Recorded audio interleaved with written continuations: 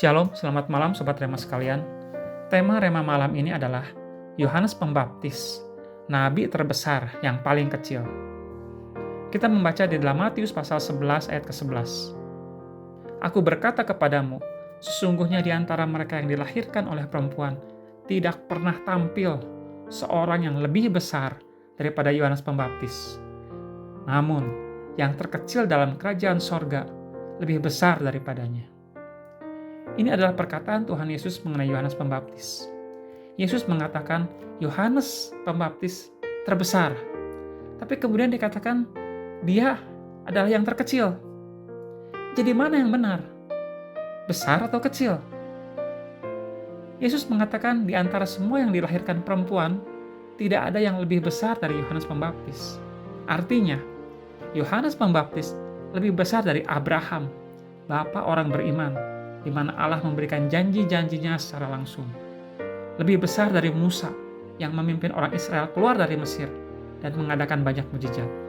Lebih besar dari Daud, raja orang Israel yang sangat mengasihi Tuhan. Lebih besar dari Elia yang menurunkan api dari langit. Padahal, Yohanes Pembaptis hanya melayani beberapa tahun saja dan tidak pernah satu kali pun membuat mujizat. Bagaimana mungkin Yohanes Pembaptis lebih besar dari semua yang dilahirkan perempuan? Lalu, kalau Yohanes Pembaptis begitu besar, mengapa yang terkecil dalam kerajaan surga bisa lebih besar dari Yohanes Pembaptis? Kalau dia lebih besar dari semua orang yang dilahirkan, seharusnya dia terbesar juga di kerajaan surga, bukan? Jawabnya adalah, Yohanes Pembaptis terbesar karena dialah yang mempersiapkan jalan bagi Sang Mesias. Nabi-nabi menubuatkan kedatangan Mesias, tetapi semua nabi mati tanpa pernah melihat langsung Sang Mesias itu datang. Hanya Yohanes Pembaptis yang menubuatkan dan melihat penggenapan dari nubuatannya sekaligus. Dan dia adalah orang yang membuka jalan untuk Sang Mesias. Yohanes Pembaptis bertemu langsung dengan Sang Mesias, yaitu Yesus, secara pribadi. Itu sebabnya Yohanes Pembaptis terbesar di antara mereka yang dilahirkan perempuan. Kalau demikian, mengapa dia yang terkecil dalam kerajaan sorga? Karena Yohanes Pembaptis bertemu dengan Yesus, tetapi dia tidak pernah melihat sampai selesai, sampai tuntas apa yang dikerjakan Yesus.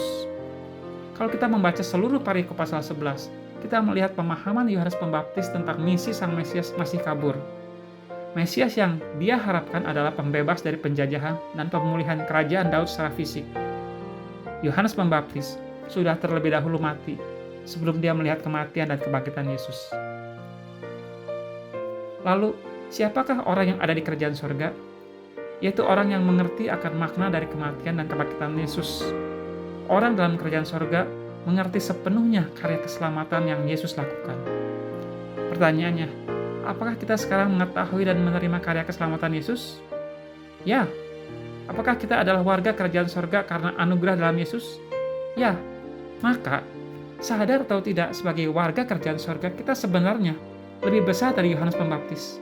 Karena kita mengerti sepenuhnya karya keselamatan di dalam Tuhan Yesus.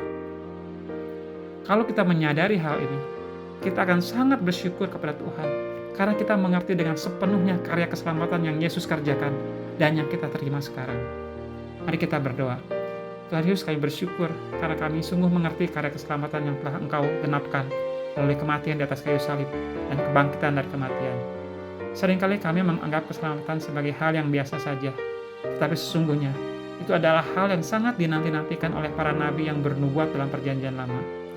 Ajar kami bersyukur senantiasa untuk kasih-Mu yang begitu besar bagi kami semua. Dalam nama Tuhan Yesus kami berdoa dan mengucap syukur. Amin. Selamat malam Sobat Rema sekalian, selamat beristirahat.